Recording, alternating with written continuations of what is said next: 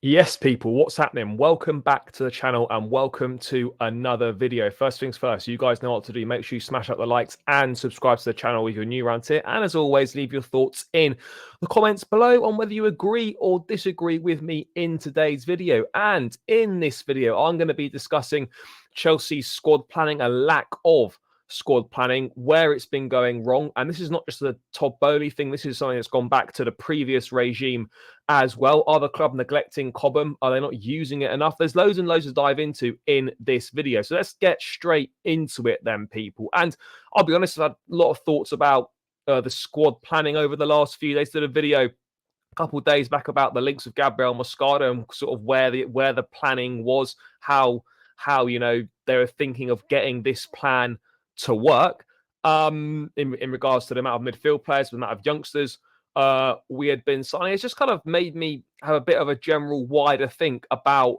why we are in such a mess right now. And it isn't just to do with the new ownership that's come in. Yes, you know, they've created a few problems themselves, absolutely. But a lot of these problems have been inherited as well. If you go back over the last 4 or 5 years or so, the squad planning has been really, really poor. And it's not difficult to understand why. A lot of this current mess started a long time ago.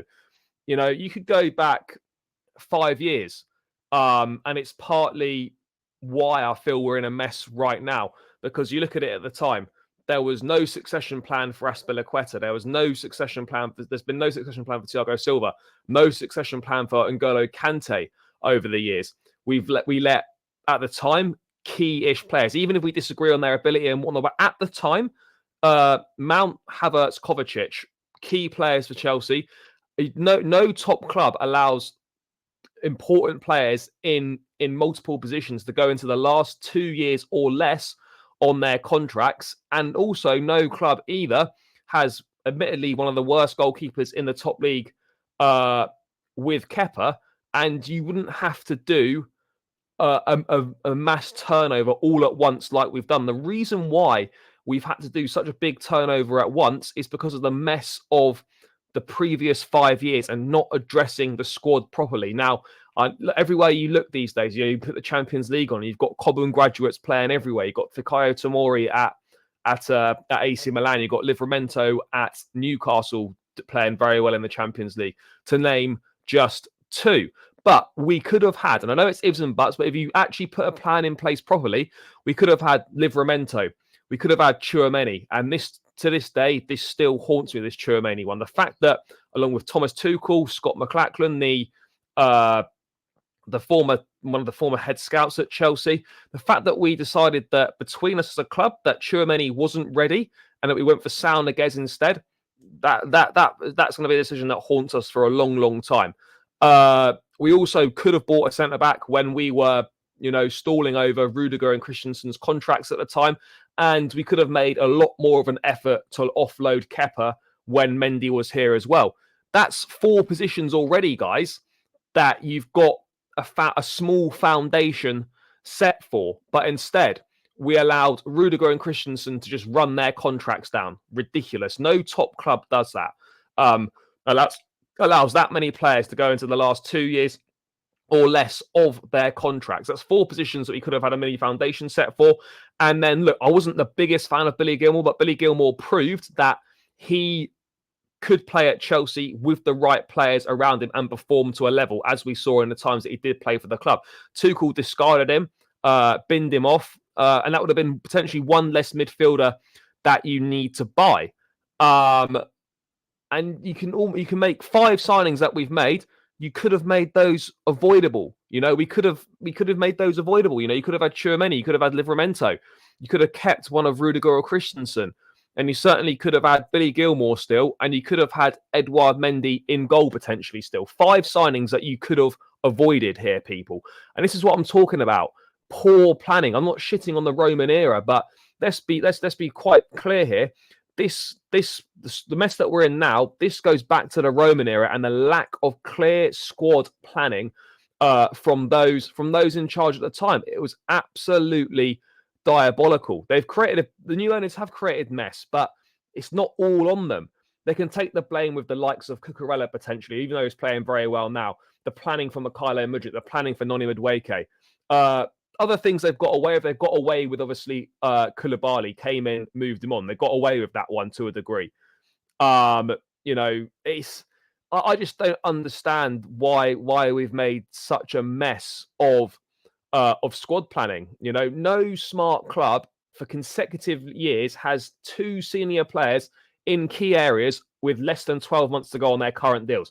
It puts you in a really, really weak negotiating position. But like Chelsea for too long now have made really, really poor decisions in the transfer market in terms of recruitment. They've made poor decisions in regards to squad planning. I mean, you only have to have a look at Twitter, to sort of throw it forward to sort of more of the current squad right now.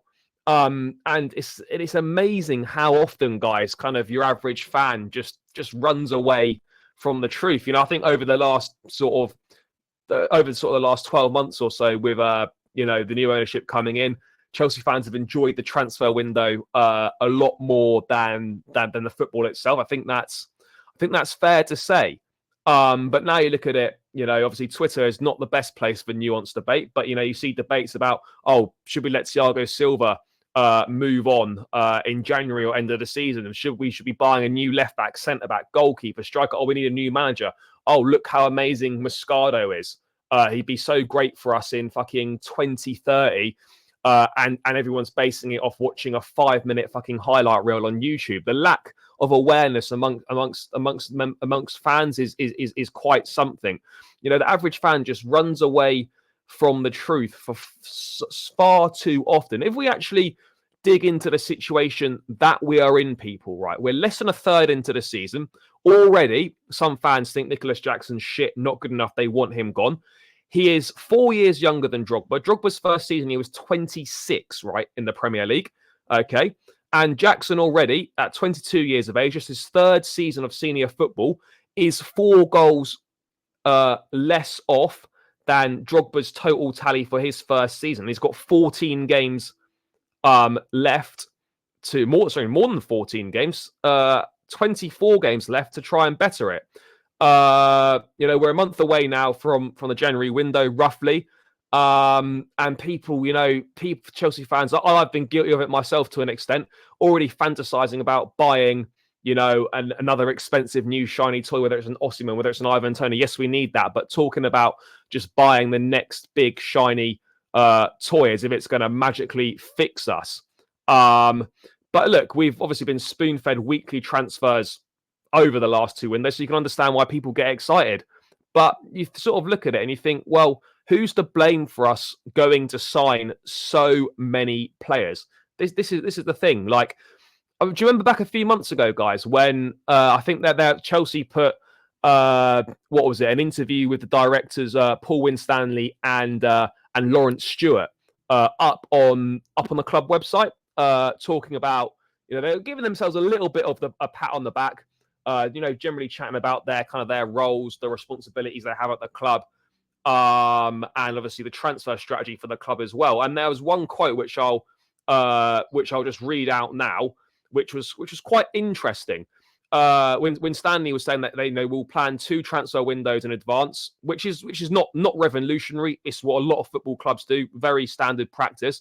We can't be reactionary. We've got to look at the whole squad, the players that are out on loan, and opportunities we can give to players in the academy. That is the player puzzle we've got to put together. And then Lawrence Stewart adds, we'll go through that review and reflection process now as we continue with the plan. Then as we get closer to January, we look at things again. Is there anything urgent we need? Is there anything pressing? Or is there an interesting opportunity? Now, straight away, you talk about players out on loan. Chelsea have got the Andre Santos loan totally wrong. Diego Moreira, another player that went out on loan to Lyon. He got paid 2.8 million euros. He's played 75 minutes of football this season for the club. That's just to name 2 straight off the bat there. Look, the scale of this rebuild is massive, and we understand it's a lot bigger than it potentially could have been because of our lack of planning over the last 4 or 5 years. We've got 2 midfield starters now that we've paid over £100 million for in Enzo Fernandez and Moises Caicedo, which they're kind of marquee signings. They're always going to play. It almost comes with a certain privilege to an extent, if that kind of makes sense. Obviously bought Lavia for what, £60 million roughly. Not played a single minute yet. Then there's around the 25 million quid that we spent on Ugo Chukwu, who's made a few appearances. Chukwuemeka, who we bought for 20 mil, despite the fact he was just 6 months away from being a free agent. Andre Santos, as I mentioned, a player that actually was, better than Moscardo in the same age group, captain in Brazil under 19s to the Copa America and all that stuff, finished top scorer, etc. He's played 8 minutes on a ridiculous loan at Forest, as I touched on. How could we forget about Kendry Paez as well, the 16-year-old at Independiente in Ecuador, like playing some outstanding stuff, playing for the Ecuador national side. He's another astonishing talent. He's going to come in summer 2025. But somewhat ironic, with all the money spent, you could probably argue that our best midfielder this season has been so far Conor Gallagher, and he's now entering the last 18 months of his deal, and no contract talks have started yet over a new deal for him. We've got 8 midfielders, 3 positions, as I've said. So it depends what we go for. We've got 4-3-3, or we go for a 4-2-3-1, and those midfield players have all been bought for a total of roughly 375 million pounds. There's an increasingly, guys, convoluted pathway in attack too. You've got Sterling, Mudryk, Cole Palmer, and Kunku Madueke, who are all competing really for 2/3 attacking slots. Angelo Gabriel's out on loan. Moreira, as I mentioned. There's talk of adding a striker, but we've got Nicholas Jackson, we've got Amanda Breyer, we've got Datro Fofana, we've got David Washington as well. If Washington and Fofana are going to make space for another striker in less than a year, then what does that say about the talent idea of the people in charge? It really comes into question. It really comes into question. And then you got people talking about, Chelsea going for a football manager approach. And at times it can seem disrespectful, but I can also understand the sort of the thoughts and feelings behind it, people. I really can, because it just looks so slapdash from the outside. I mean, you really do wonder how the club are thinking of making profits on deals such as, 12 or 13 million pounds paid for Angelo, about 30 million paid for Madueke. How are you going to make a profit off the back of inconsistent minutes and inconsistent displays? We've got a 4th choice midfield player in Leslie Ugo Chukwu, who cost about 25 million pounds. How do you move him on for a profit potentially if he's not up to scratch and not getting minutes? And then there's more.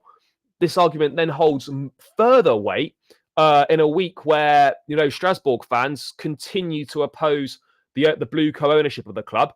And, their largest supporters group released a statement talking about, the lack of competence and whatever from Chelsea and the direction the club's going in, spending a lot of money, but they've had a vertical fall down through the English hierarchy.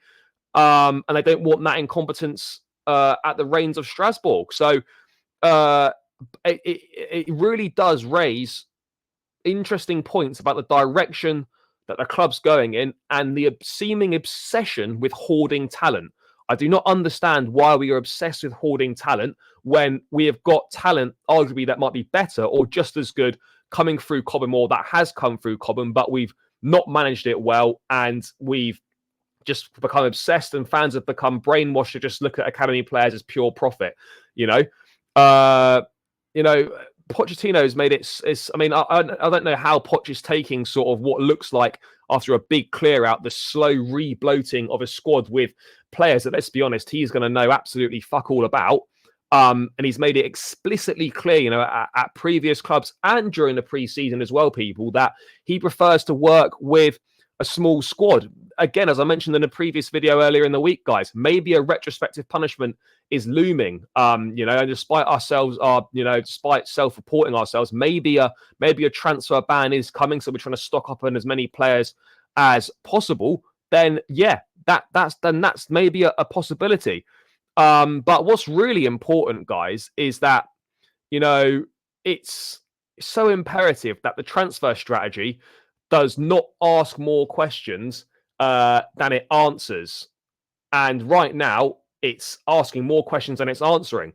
It really is.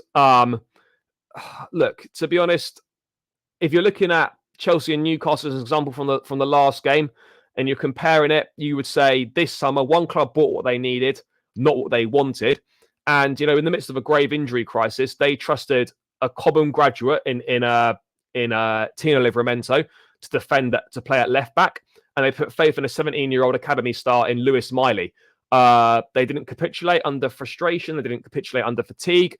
They followed the blueprint down to a T for every minute of that game. And that side wasn't us. And none of the above were achieved by spending more money. We've now obviously got the December calendar coming up now.